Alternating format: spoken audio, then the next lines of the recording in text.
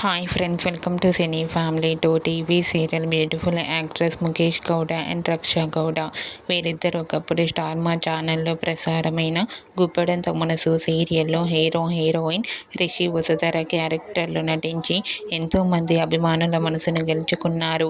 వీరిద్దరి పేరుకి చాలామంది ఫ్యాన్స్ ఉన్నారు. రిషి వసుధర అప్డేట్స్ బయటకు రాగానే మంచి మంచి కామెంట్స్ పెడుతుంటారు తమ ఫ్యాన్స్ అందరూ. వీరిద్దరు కొన్ని టీవీ షోలలో కూడా పార్టిసిపేట్ చేస్తూ ఎంజాయ్ చేస్తున్నారు.